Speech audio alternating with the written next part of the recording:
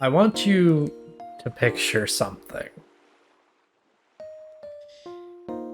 You're in a low point in your life. You've spent the past 7 or so months, give or take, dedicating a large majority of time to a favorite childhood game. You reach a part in that game that has some particularly peaceful music, and decide, hey, I'll use this to help me go to sleep tonight. And you just fucking break down. This song means a lot to me, a lot more than I really realized. It gives a very similar vibe to the Pokemon League song from Pokemon Diamond, Pearl, and Platinum. If you've heard it, you know what I mean. This song fucking broke me. The night after I recorded the first few episodes that take place here in Undella Town. And in a lot of ways, I'm kinda happy it did, because I really needed that. This is an incredible piece of music. If you ever have time and want to give a good song a listen, this song is called Undella Town Autumn, Winter, Spring, or something along those lines. It's the song that plays in Undella Town in every season other than summer. I've already talked about my distaste for the summer song because it's just a generic summer song.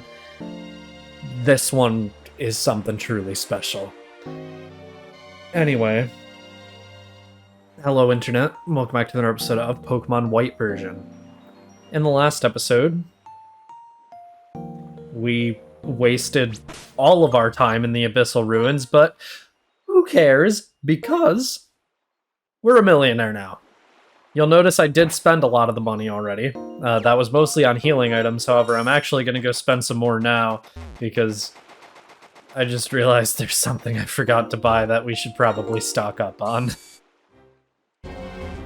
This music is a lot more intimidating when you're just here to do some shopping.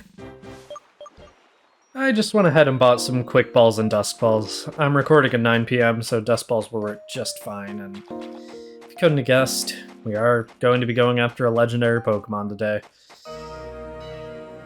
Welcome to Route 14. There will be fog here, I'm pretty sure 100% of the time, so don't get used to seeing like you could for the first few steps. Might not be 100% of the time, I seem to recall seeing this route without fog, but I don't know. There's a reason for that I'll talk about in a later episode. My notes say to turn on the dowsing machine. And I know this is a troll because it's in the water. Oh, I actually need to get George out of the party. And spray repels. My notes also say to spray repels. And that I might have forgotten because of Pokemon Scarlet and Violet, where repels no longer exist. Great thing about being rich is, I can just do this. Oh, wait, I already have repels? Why does sorting work the way it does? Whatever, I can still just do this. Now I'll never run out of repels. I have enough for the rest of the game, hopefully. God, I hope. Oh, wait. What? Where is that? Okay, so this Stardust respawns. That's cool to note, I guess. I didn't know that. Alright, now I'm gonna search for this hidden item.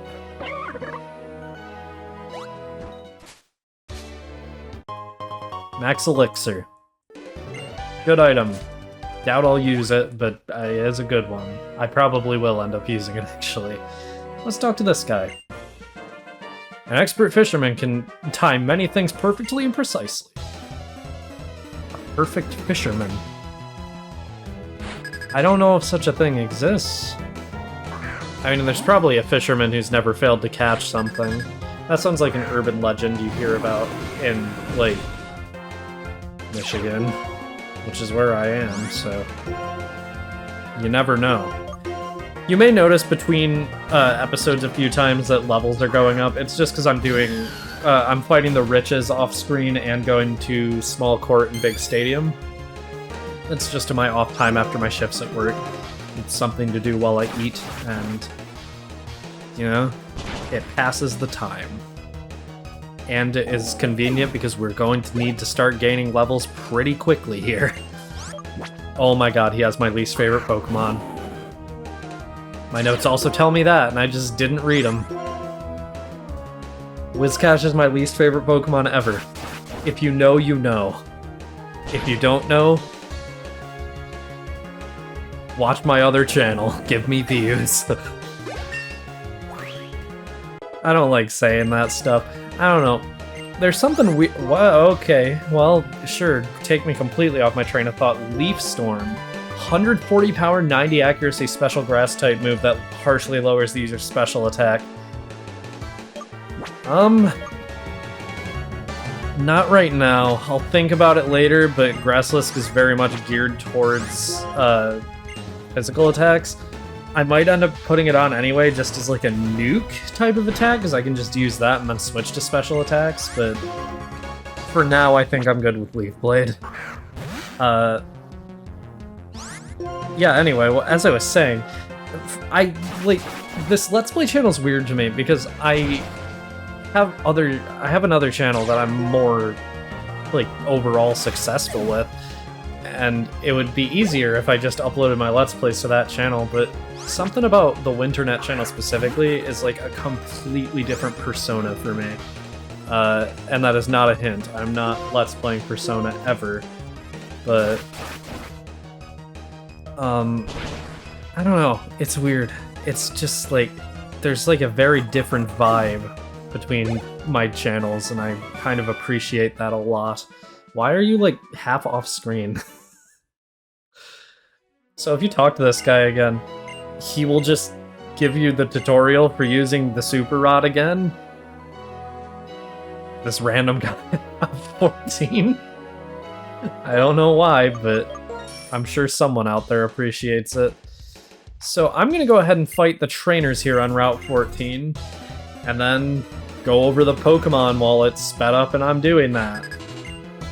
There's a few trainers, and not many Pokemon, so we'll see how this goes. Jigglypuff. It has a ton of HP, access to a ton of moves, and absolutely sucks in every other capacity. Jigglypuff is better off as a support Pokemon using moves like Wish. Wigglytuff can also be found in Darkgrass, but that's all there is to say there. Shuckle has a cool name, and the highest defense and special defense stats of any Pokemon at a staggering 130 in both. In exchange, it doesn't have a single other stat above 20. While it is tied for the slowest Pokemon, it's only really good for toxic stalling. It's also a good user of Encore if you can predict your opponent. Power Trick can also be fun. It switches its attacking and defensive stats, but good luck pulling that off and not dying in the same turn. Most opponents will see right through that. And it doesn't increase your speed, so you have to get very lucky. Maybe bring a Pokemon with Follow Me, but that would only be helpful in a double battle, and that Pokemon with Follow Me would have to survive for more than one turn. I'm going off script here. Altaria has pretty average stats with a focus on special defense, and the, as always, pretty good Dragon and Flying dual typing. It has access to Dragon Dance, and while it's not as powerful as most other Dragon type options, it's pretty good in the right circumstances. It does also get Cotton Guard if you want to bulk it up, and Dragon Dance and Earthquake was very good in Pokemon Coliseum apparently. That's not helpful advice for this game, but I learned that recently, and I didn't use one when I played Pokemon Coliseum on this channel, so... You know? Well, I didn't use that strategy. I did use Altaria. Whatever. Behem is a slow psychic type introduced in Generation 5. Who would have thought? Everything I said about LGM back in Celestial Tower applies here.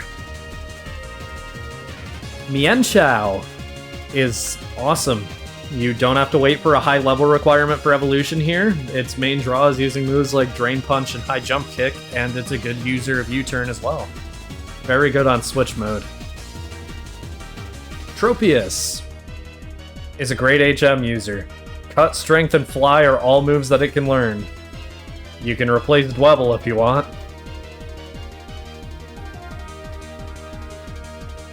Weasel. And more importantly, Floatzel. Floatzel is extremely fast and a decent physical attacker. It doesn't get Ice Punch in this game, but Ice Fang can be fun, and it still gets all sorts of moves like Pursuit, Ice Fang, as I just said, Hydro Pump. It can use Waterfall pretty well. Overall, it's a good Pokemon. It's just outclassed by other water types that we've already seen. Most notably Samurott, though, so, you know, if you didn't choose Samurott, maybe it's worth picking up. And in a swarm, Yanma can appear. It evolves through knowing Ancient Power and then leveling up, which you can get on it through the move relearner. And it's a great user of U-Turn as well. Evolving it into Yanmega is no issue thanks to Heart Scales, so I mean, go for it. It gets decent type variety. It's probably one of the better bug flying type Pokemon out there. Alright, so I just beat the last trainer on the lower part of the route, and we're going to need Waterfall, which means I need to go get Basculin, so... Just when you thought I was finally actually going to be gone from Undella Town, I have to come crawling right back. Alright, now that I got my surfboard, I mean Basculin. I'm going to use Waterfall on the waterfall behind this hiker. You could technically do this on any of the waterfalls on this route. This is just the one that my notes say to do, so that's the one I'm going to do. And if my notes say to do it, then it might be the most efficient one, so maybe you should too. Got a Reaper Cloth there. If you give that to a Dusclops and then trade it, it will evolve into Dusknoir. There are arguments to be made for Dusclops and Dusknoir. Dusclops is one of the best tanks in this generation if you give it the Eviolite, so it might be worth not evolving it, but Dusknoir is a pretty decent mixed attacker. No reason for me to be going over these because we can't access either of them in this game alone, but whatever. You're kind of creepy surrounded by all this fog, sir. Greetings to you, strong Pokemon trainer who came to Dragon Spiral Tower. Are you not making friends with Zekrom? There is a saying. If somewhere in this world there is someone who understands you, it feels like that person is right beside you, even if you're as far apart as the end of the land and the top of the sky. As my Lord N and his Pokemon understand one another, so too do you and your Pokemon understand one another. Which is my reason for giving you this. TM08 Bulk Up. Fighting type status move that increases attack and defense by 1 stage. The Legend of Unova is about Pokemon and people working together to build a new world. The message is that simple and that strong. If changing the world makes you a hero, anyone can become a hero. As each of us changes what is in our power to change, so the world itself changes. Regarding Team Plasma, I am an officer of the International Police and you must supply the information I request. Indeed I shall. Team Plasma changed me, but it could not change the world. I'm looking forward to seeing how you lot will do. I beg you will accept my thanks. Now Gettys notwithstanding, there yet remains but one of the 7 sages still at large. What do they think of? What do they hope for? I am intensely interested to know this. To depart at once. Sorry if it sounds like Looker just caught a cold. I can't get much louder, so the voice I was doing for him originally doesn't really work. I'm already healed. I was just at a Pokemon Center. What am I talking about? Let's fight this hiker. My Pokemon climbed many mountains and built up their physiques. Impressive. Let's see your buff Pokemon, Bulbasaur. Yeah. You can tell that Pokemon is in peak physical condition. Oh, you just activated... Well, it's gonna use a ground-type move, actually, so I can't switch into Wilbur. And George is out of the party. I can switch into Grassless easily, though. Grassless won't take much damage from a ground move.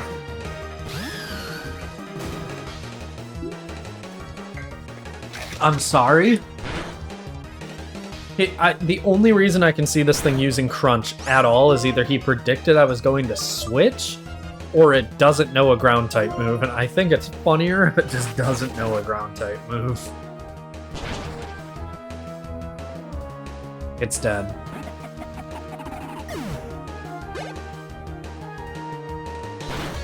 I'm kind of surprised that one shot. That's a pretty bulky Pokemon. Hilo Swine. Darunia, that sounds like a job for you.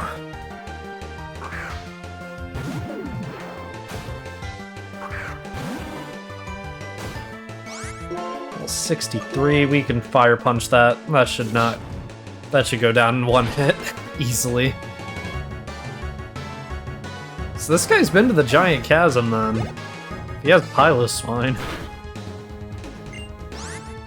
Robopass. That is an awkward typing. I always forget how awkward that typing is, but it's awkward. It's a Steel Rock type. One of the first of that typing. A lot of people like misremember Steelix as Steel Rock, but Steelix is Steel Ground. Sturdy's the only reason you lived? That cool. Okay. Well, you get to see Probopass's awesome sleeping animation, so that's awesome. When Probopass goes to sleep, it stops floating and it like lowers the cap on its head. Well, it doesn't stop floating, but it does for longer because it slows down while it's asleep.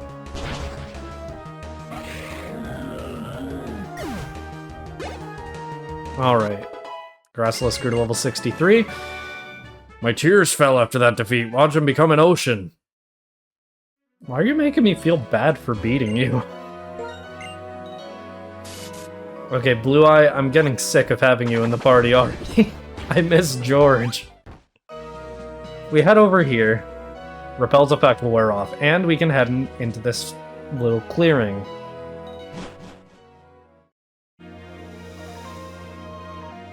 The Abundant Shrine. I'm turning on the dowsing machine immediately. This music, like, it weirds me out. I don't know actually if I did mention this when we first heard this song. I think in Lost Lorn Forest? I don't actually remember if this is the song that plays in Lost Lorn Forest, but if it is, it unsettles me wherever else it plays too. Ball Mushroom in the water. I mean, I won't say no to more money. If we head over here, the M35 Flamethrower. Holy shit, okay. It's worth checking if anyone can learn that, actually. Only Darunia, unfortunately. Flamethrower is a 95 power, 100 accurate special fire type move that has a chance to burn. It's a very good move. If any of your Pokemon can learn it, you should look into that. Unfortunately, none of mine can.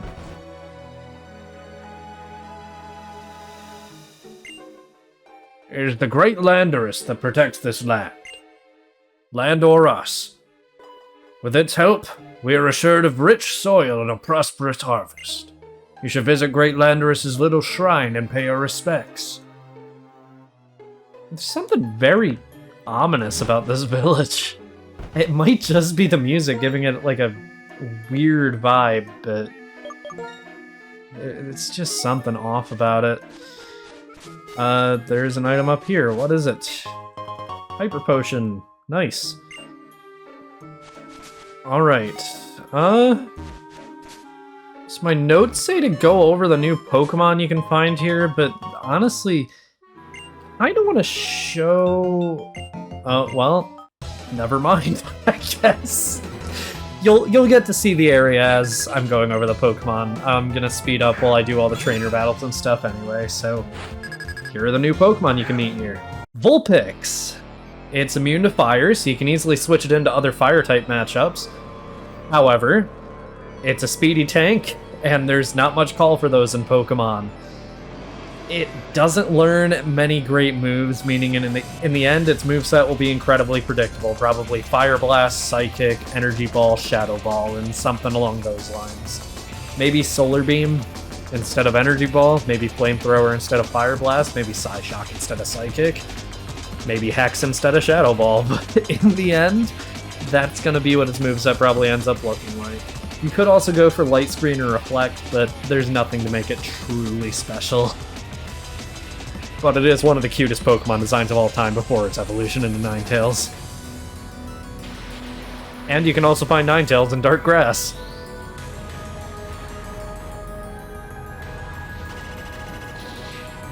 Noctowl is a decent, bulky flying type with access to Hypnosis. It also gets access to both Light Screen and Reflect, Safeguard, Tailwind, a lot of status moves. It's not great, but it's an interesting way of doing a normal flying Route 1 Pokemon. So at least it has that going for it. Murkrow.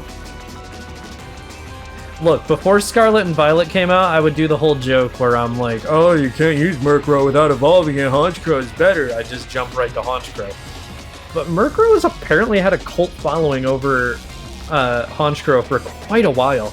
Since Murkrow gets Prankster as an ability, it gets good use out of moves like Tailwind, making it one of few Pokemon that can really say that for itself. However, that's the only thing Murkrow really has going for it. Honchkrow, on the other hand, has a very strong Sucker Punch and can learn Night Slash soon. Foul Play also works well for it. However, it's slow, and it can't take many hits. That is not a good combination. It's decent enough, but you've had better options for Dark and Flying types for a while at this point. Misdreavus and Mismagius. They both have great speed and special attack. They get access to Calm Mind and great special moves to go along with it. Main thing to look out for is they can't take physical hits. Like, at all. But if you play around that and know where they're useful, they are some of the most powerful Ghost-type Pokemon in the game. Stantler. It gets Intimidate. No evolution yet, so it's not really worth trying to use. It gets access to so many great moves and qualities, especially its ability, but its stats hold it back so much that I just can't recommend it. Chimecho is adorable, but unfortunately it doesn't have a single stat over 95 and most of its best moves are left behind breeding. It's usable, and one of my favorite Pokemon designs ever, but it's just so hard to use well. Bronzong is one of the best tanky psychic types. It's a phenomenal user of Trick Room, and thanks to its abilities, you get to decide whether its one weakness is fire or ground. Levitate is the best ability, as the use of Rain Dance gets rid of its fire weakness as well. And besides Rain Dance and Trick Room, it's a decent user of Psychic, Flash Cannon, and even Gyro Ball to an extent. It's definitely more of a setup Pokemon, but it's not bad at all if you wanted to just have some decent type coverage with attacking moves either.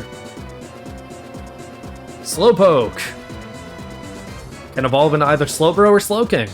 Slowbro is a good tank with a lot of weaknesses. It can wall an opponent and do it even better if it gets a burn with Scald. And while neither of its abilities are great, it's a pretty good Pokemon overall. Slowking is the same thing with defense and special defense swapped.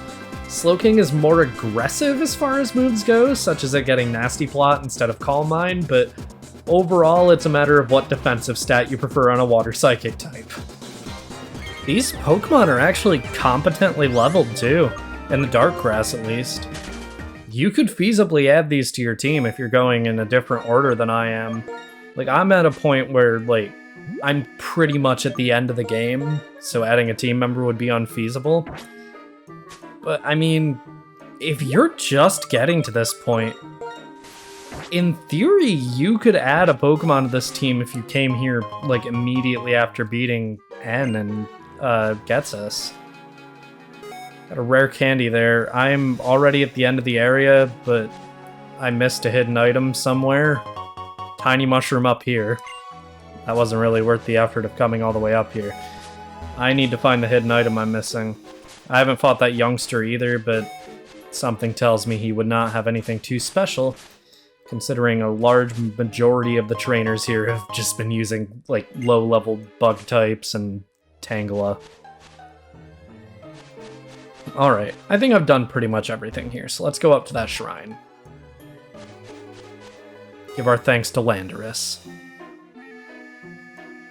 If you wreck Great Landorus' little shrine, it'll cause a bad storm. That's not true. The Pokemon that brings bad thunderstorms is a different Pokemon. No, silly, you've got it wrong. This is a shrine for Great Landorus. It punished a Pokemon that did a bad thing. If you wreck the shrine, it can't punish that stormy Pokemon if it comes back. But that doesn't make any sense. If a Pokemon does a bad thing, Great Landorus will come to help us whether it has a shrine or not. You're the silly one. No, you're silly! Hey, wait! This little shrine is dedicated to a Pokemon called Landorus. They say that when Tornadus and Thundurus were whipping up storms that damaged houses and fields all over the Unova region, Landorus made them stop. There's a story from way long ago when my grandpa was a little boy. So if Tornadus and Thundurus come here again, Great Landorus may come back. That's what my grandpa told me. My dad told me. Well, this may be the end of the dungeon, but we can at least surf here to see what items there are in this little pond area. Big mushroom there. It's another area where there are a lot of mushrooms to pick up. There's an item over there as well. I'm not risking any of these steps without a rappel. Alright. How strong is this that it broke through my rappel? It's the same level. Oh, Strawberry, lagging behind for once. TM92 Trick Room. Makes it so the Pokemon with the lower speed goes first for... I think 3 to 5 turns? Something like that. Correct me in the comments if I'm wrong and you know. Or tell me I'm right. I'll be happier then. So, they said that Landorus may reveal itself if Thundurus and Tornadus were to appear at the shrine. Which means I have to leave 2 of my team members behind, besides George.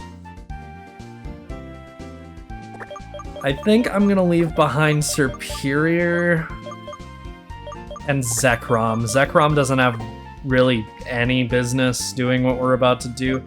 I think I'll actually leave Excadrill. Serperior would be pretty good to have. And we are going to go ahead and take Thundurus and Tornadus, who is given to us by Black in the alternate Unova region. We may not know him, but his ID number is only 1 off from mine, so it must be meant to be. Even though I don't swing that way. I have to see what this is. It's Audino. Only level 48, too. Okay, well, maybe this wasn't worth it. I want to save before I approach the shrine, and you should too, so I'm gonna stop my recording real quick. Let's go. Pikachu. Oh, I had to interact with it anyway. It's a small weathered shrine. Tornadus and Thundurus are struggling inside their Pokeballs.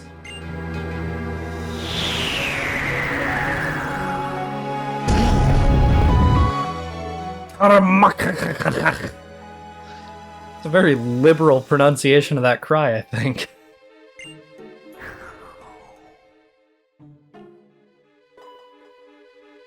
Okay. Do I stop the recording and save again? No. That's fine. Yeah, that's definitely not what it's saying.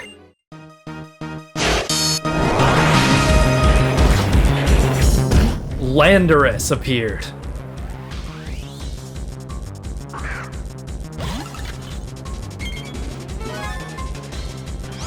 Landorus has Sand Force, a fantastic ability that increases the attack stat during a sandstorm, as well as attack, special attack, and speed stats going over 100, and not a single stat below 80. It gets Earthquake, Stone Edge, and Rock Slide, access to Swords Dance, and destructive sweeping stats. It can use U-Turn, Grass Knot, Psychic, Outrage, and more. It's weak to water and ice, which are common types, but yeah, even despite that, this Pokemon is definitely worthy as a protector of the Unova region despite everything. I'm gonna open with a Quick Ball. I do know that this Pokemon knows Fissure, and it is higher level and faster, so it has the opportunity to use that against Strawberry here. It's using Earthquake, luckily, which will probably still one-shot, but... Okay, not quite. Maybe I'm faster? Yeah, no, there was no chance. I shouldn't have even used the Quick Ball there. This is a 3 out of 255 catch rate, but... I was just hopeful, okay? Okay. Basilisk, I guess, is my best choice here. I don't have many options for weakening this thing. My plan was just Ice Beam once, but if that was my plan, I probably should have led with Superior. Earthquake. Okay. I am expecting this to be the hardest legendary we come across in this adventure. This is the final one, so... Not that there's many other options. It did miss the fissure there.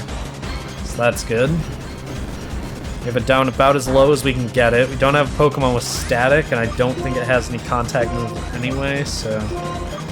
This is the best we're gonna do. Let's start chucking Dust Balls. Not Great Balls. Those wouldn't work very well. None. Great. Okay, set up Sandstorm. Please, be my guest.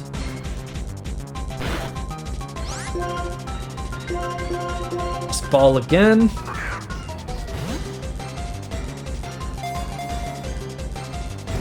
Jesus. Oh, and it lands the fissure, because of course it does. It's a one-hit KO. This isn't good. This is very bad. This is definitely going to be the first one to take a few attempts at this rate. Don't attack it. This easily one-shots even with Earthquake, I think, so... I just gotta keep chucking balls at it.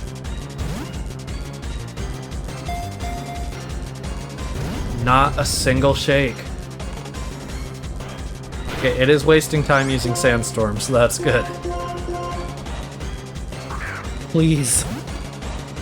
Just one shake is all I ask. Thanks.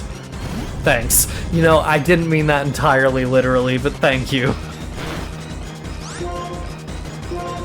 I don't have much more to talk about, honestly. You may know Landorus in modern times through its competitive presence. However, that is using a form that it doesn't receive for another game or two. Okay, something tells me the legendary Pokemon in this game really like it when I stroke their egos. Except for Kyurem. I think Kyurem just had a humiliation thing going on, but... As soon as I started talking about how powerful Landorus is, it took 3 times. Okay, keep using Fissure. And missing. Preferably. We only have half our full team here, so I'm actually nervous about how this is going to turn out. Landorus is such a terrifying Pokemon that... Okay, I knew if I just kept talking about how terrifying it is, it would work. See how that works? The energy that comes pouring from its tail increases the nutrition in the soil, making crops grow to great size. It is the Abundance Pokemon, grounded flying type. We don't nickname legendaries around these parts.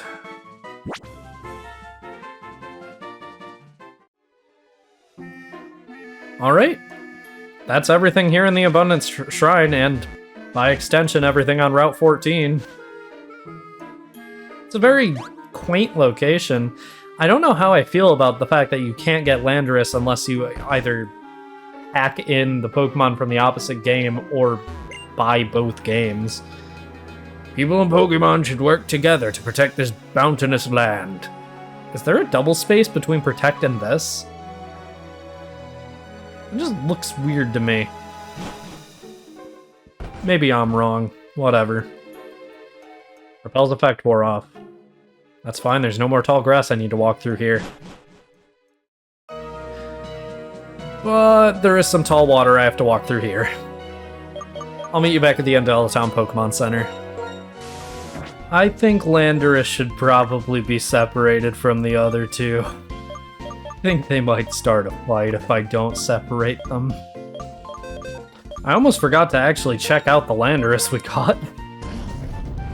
Alright, level 70, met at the Abundant Shrine, proud of its power. I think that means its attack stat is its highest IV, which isn't bad at all. With a plus special attack minus speed nature.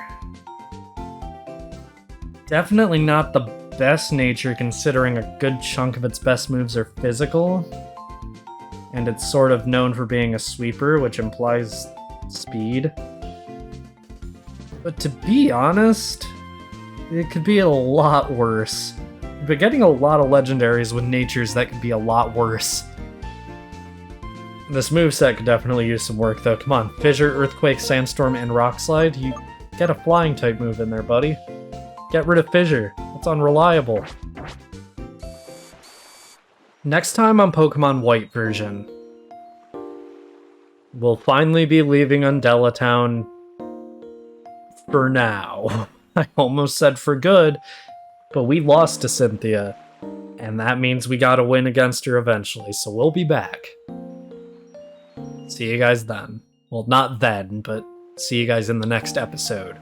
And maybe then too, if you decide to stick around.